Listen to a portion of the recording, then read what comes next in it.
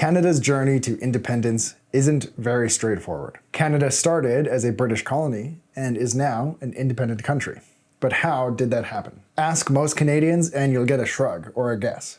1867, 1931, 1982. The fact that most people don't know exactly what contributed to Canada's independence is a clue to how Canada achieved it. It's a story of quiet, stubborn defiance, legal twisting, and a final gathering or forcing of cooperation to get across the finish line. In this video, I will detail exactly how Canada gained its independence.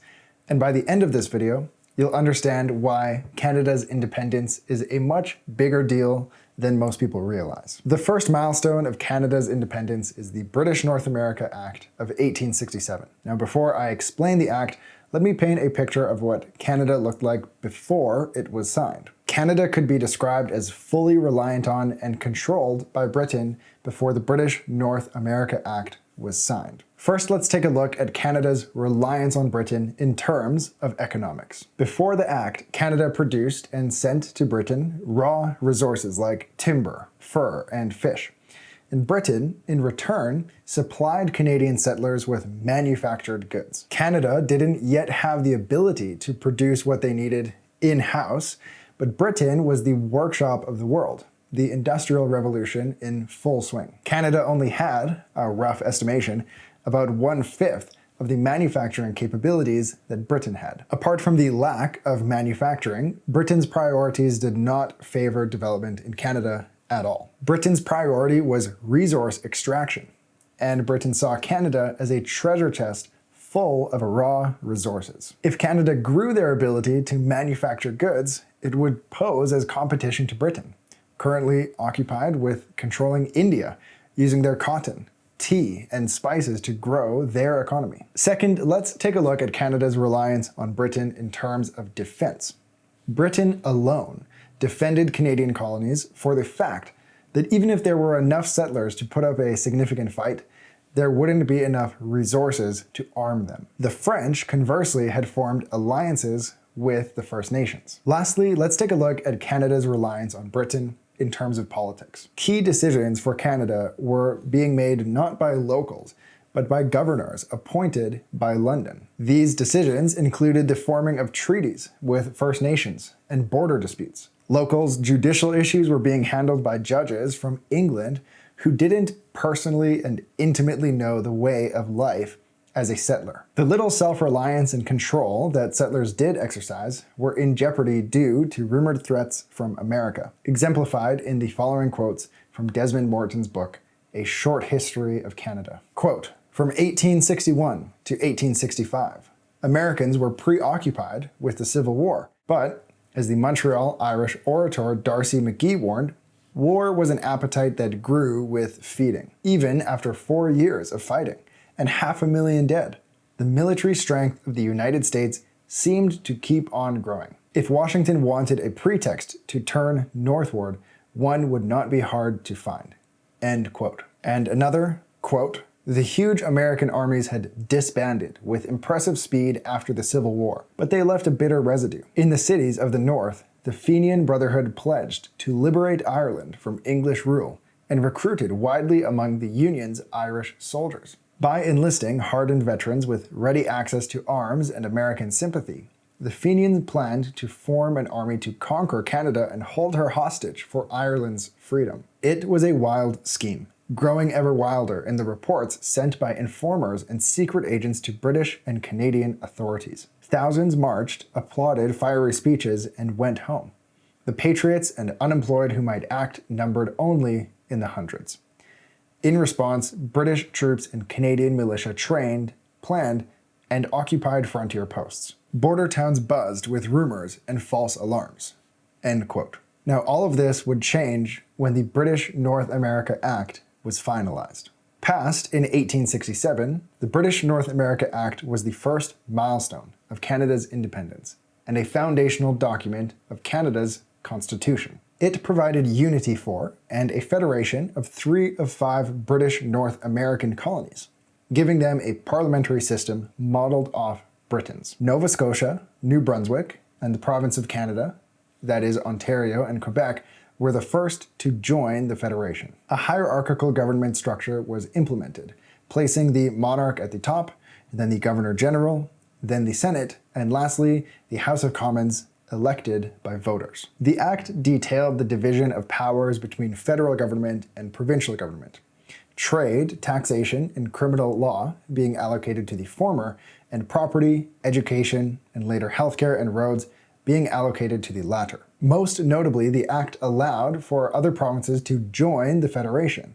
In other words, Canada now had control over the expansion of its territory and borders. The British North America Act was a definitive moment on Canada's journey to independence, but it didn't offer complete independence. Britain was still the master of Canada's fate in that Canada had no ability to amend the Constitution without Britain's involvement. The following quotes from the Act exemplify the power Britain still had despite the change. Firstly, from Section 9, all executive authority of and over Canada is hereby declared to continue and be vested in the Queen. And secondly, from Section 10, the Governor-General is designated as carrying on the government of Canada on behalf and in the name of the Queen. The second notable milestone in Canada's shift toward full independence was the Statute of Westminster from 1931. This allowed Canada to become independent in a few key ways, achieving legislative independence and equality with Britain. In terms of legislative independence, Canada now had the freedom to request British law and furthermore consent to it. The legislation from Britain required Canada's involvement. This marked a trend that would continue on in Canada's journey to full independence. Canada's reliance on Britain would shift from necessary to honorary, from practical to symbolic. Markedly, the Statute of Westminster declared British dominions were equal partners in the British Commonwealth of Nations, meaning Canada had equal status to Britain, as opposed to simply being a subordinate. There are two major examples that exemplify Canada's newfound self-reliance. Firstly, Canada's economic ties grew not with Britain, but with its neighbor, America. And secondly, Canada declared war on Germany on its own accord, as opposed to pre-Statute of Westminster, when Canada would by default be at war with whoever Britain declared war against. Still, despite the advancement, Canada's independence was not fully realized with the Statute of Westminster. Britain preserved the ability to amend the Constitution, as Canada still had not yet finalized or agreed on a way to do so. Canada's inability to agree in a timely manner on an amendment formula is represented in the following quote. Speaking for the English of Canada East, Christopher Duncan predicted that too many interests, regional, racial, religious, and political, would persist in the new confederation to allow any new national community to develop. His warnings would be remembered. The final stride that brought Canada across the finish line and into full independence was the Patriation of the Constitution Act. Patriation simply meaning the act of localizing that which was formerly controlled abroad. Canada, finally agreeing on an amendment formula, could now amend the Constitution Act without Britain's involvement. The requirement of amendment is the following: approval from Parliament, plus 7 provinces representing 50% of the population.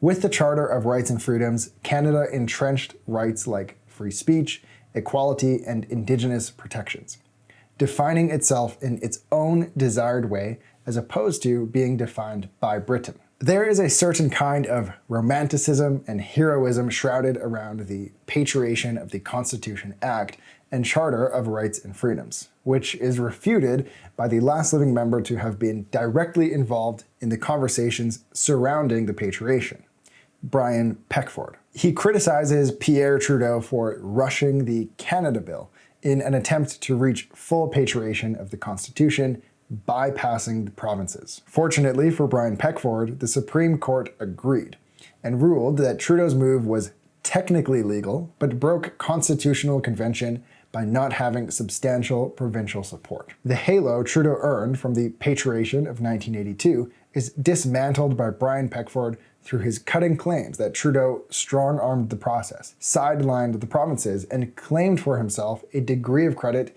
that was disproportionate to the contributions he made. In contrast to the heroic gathering of unity and cooperation often encompassing the Charter of Rights and Freedoms, history reveals that Trudeau's solo act left Quebec in the dust. Despite, however, the friction by which the Charter of Rights and Freedoms was achieved, it remains Canada's symbol of full independence. Now, I'll quickly summarize what was covered in this video. Firstly, the British North America Act from 1867. This made Canada a dominion.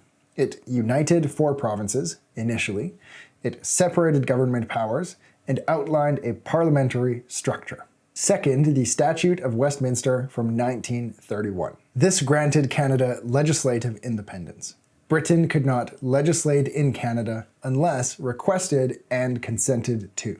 Though Canada was able to declare war separately from Britain, constitutional amendment was still in Britain's hands. And lastly, the Patriation of the Constitution Act and Charter of Rights and Freedoms from 1982.